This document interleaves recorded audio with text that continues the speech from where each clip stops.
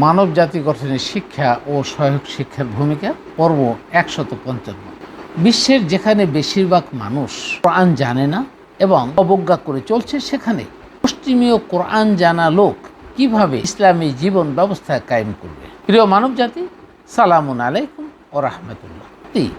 এক বিস্ময়কর এবং অবাক করা কাণ্ড।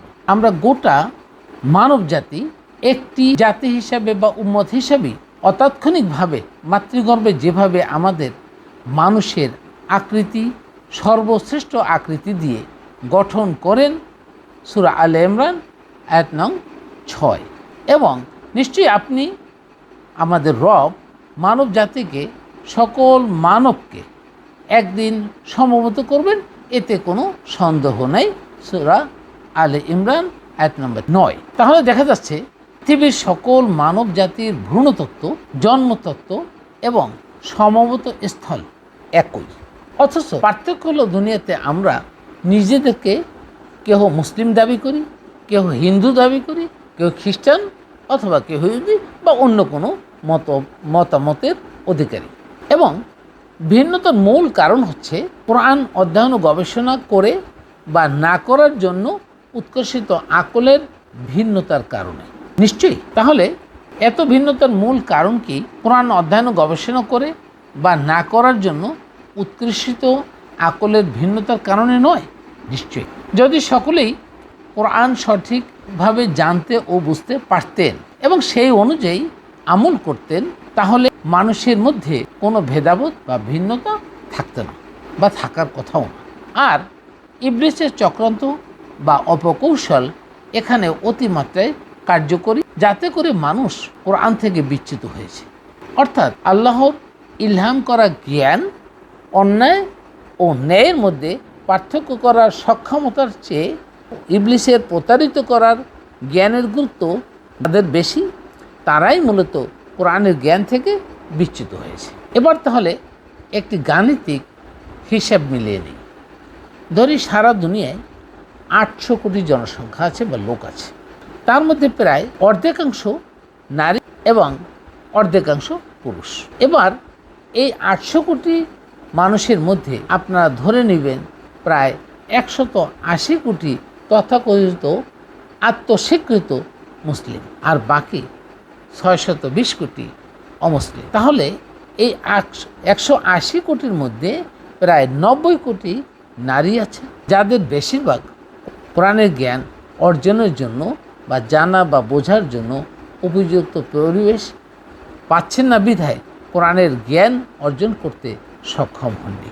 আর বাকি ৯০ কোটি মানুষের মধ্যে হয়তো ১ কোটি মানুষও সঠিকভাবে সম্পূর্ণ কোরআন তর্জমা ও তাফসীর সহ প্রতিনিয়ত অধ্যয়ন করে না, বা জীবনও হয়তো অনেকেই একবারও পড়েনি।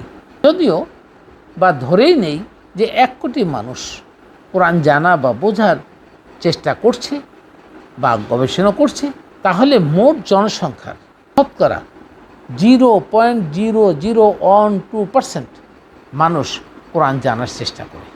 সত্যি আশ্চর্যের বিষয়, যা সমগ্র জনসংখ্যার তুলনায় খুবই নগণ্য, যার দ্বারা একটি ইসলামিক রাষ্ট্র জীবন ব্যবস্থা চালু করা আদৌ সম্ভব নয়। বিষয়টি খুবই উদ্বেগের। তাহলে আমাদের যা করতে হবে, প্রতিটি পরিবার থেকে কোরআন অধ্যয়ন ও গবেষণার দ্বার উন্মোচন করতে হবে এবং তা রীতিমতো প্রচার করতে হবে। প্রথমত আমাদের দেশে আমরা শিক্ষা কারিকুলামে সকল পর্যায়ে কোরআনের জ্ঞান অর্জন করার জন্য একটি বিষয় চালু করার জন্য নবনির্বাচিত অন্তর্বর্তীকালীন সরকারের কাছে সম্মিলিতভাবে আপিল করতে পারি। দ্বিতীয়ত, সকল মসজিদ মাদ্রাসায় কোরআন সঠিকভাবে জানা ও বোঝার জন্য প্রতি ওয়াক্ত সালাতের পরে অন্তত একটি করে আয়াত অথবা একটি ছুরা বা ছোট ছুরা অর্থসহ ব্যাখ্যা করা যেতে পারে। ইমাম সাহেবরা তেলাওয়াতের পর অর্থসহ ব্যাখ্যা করবেন এবং মুসল্লিদের মধ্যে থেকে কেউ কিছু বলতে চাইলে ইমাম সাহেবরা যেন ধৈর্য নিয়ে শোনেন, কারণ অনেক সময় মুসল্লিদের ভিতরেও অনেক জ্ঞানী গুণী লোক আছে যারা যে আঙ্গিকে ইমাম সাহেবদের চিন্তাও করেননি।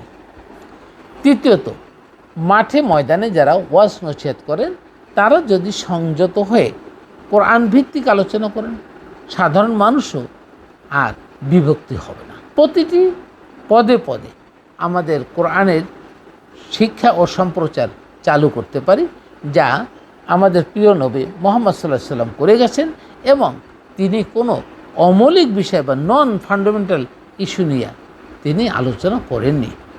আমাদের মনে রাখতে হবে, সাধারণ মানুষের মধ্যে একটি ব্যক্তিগত ধারণা হলো বেশিরভাগ মানুষ ভুল করতে পারে না। তাই তাদের দৃষ্টি হলো যে মেজরিটি মাস্ট বি গ্রান্টেড, বেশিরভাগ মানুষ যা করে আমি তাই করব।